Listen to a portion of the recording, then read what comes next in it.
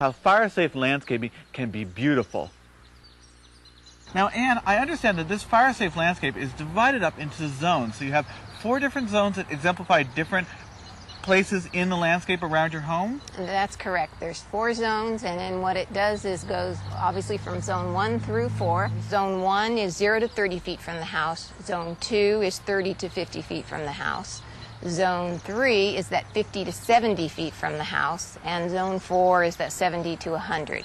That's considering 100-foot defensible space or, clearance around your house. Okay, but we're actually out in Zone 4, which is the one that's farthest away from your house right now. Correct. And this is the one that shows what exactly? This zone, being the furthest one away from the house, is the zone where it's the native plant zone.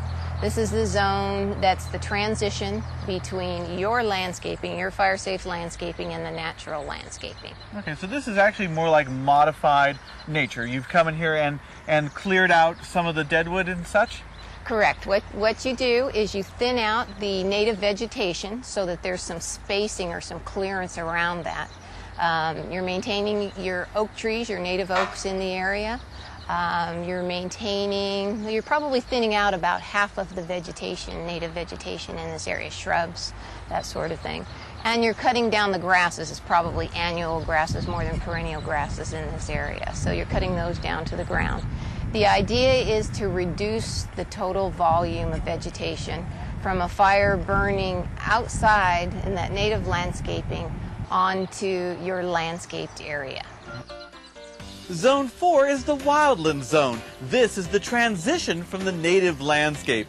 Native plants should be well spaced apart and cleared up off the ground.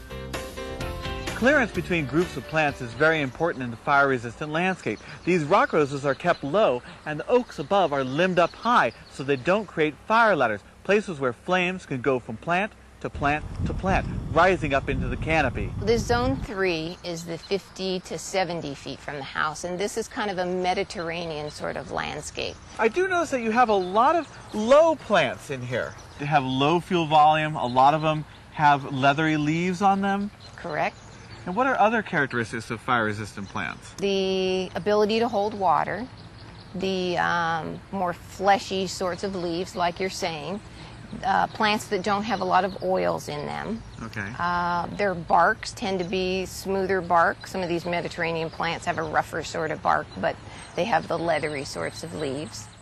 But I notice that there's not like any pine trees, there's no eucalyptus, there's things like that, which are really volatile plants because they're very resinous. And that is the problem with those trees, is they have a high amount of pitch and oils in them that are highly flammable. Zone 3 is the transition zone. This is the zone between the garden above and the wildland below. It should have less flammable, low-fuel plants such as lavender, santolina, and salvia. Now, Anne, I noticed as we walk into Zone 2, which is near the house, that it gets much lusher. It's a more highly irrigated area, but it's still low water use. This kind of circle area that we're looking at kind of is a demonstration of ground covers that are low water use ground covers and still fire resistant.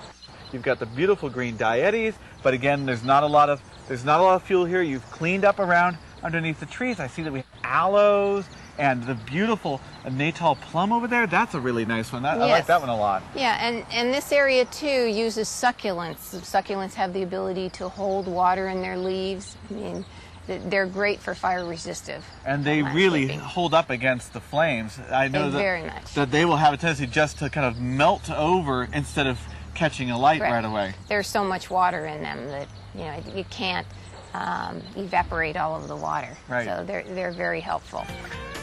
Zone 2 is the green belt. It contains wide groups of colorful perennials, ground covers, succulents, and deciduous trees. Wide paths between the plantings create fire breaks. And we're in the last zone, the zone closest to the house. Correct. And this is the zone that has the most highly resistive plants in it. And it is the zone that has the most irrigation or utilizes the most water of the low-use water. So this is basically the garden zone. And you have a lot of really pretty plants here. Like I see that we have the beautiful Natal plum here with its fragrant flowers. We have gazanias, and we even have a lawn in this area. I also notice that we have several things that are very fire resistant, like all the rocks and the gravel paths. Yeah, the focus of this area is to look at what we call hardscaping, or like you said, the rocks, to look at paths that are non-flammable paths. One of the things that you want to also look at is that your ground covers within the first 30 feet, or the zone 1 of the house, are fire resistant. Zone 1 is the lush garden zone closest to your home. It should have well-watered plantings of annuals, vegetables, lawns, and succulents. There should be patios and wide paths, but no wooden decks and no flammable materials. People don't think about maintenance of a landscape. They plant it and they say, oh, look at this, nice lush vegetation, but they don't really look at maintaining their landscape for fire safety. Plants in the fire-safe landscape should be healthy and actively growing. Plants that are getting old and woody should probably be replaced with brand new ones. Fire-resistant landscapes don't just protect you and your home, they also protect the people who respond to a fire, which could be me.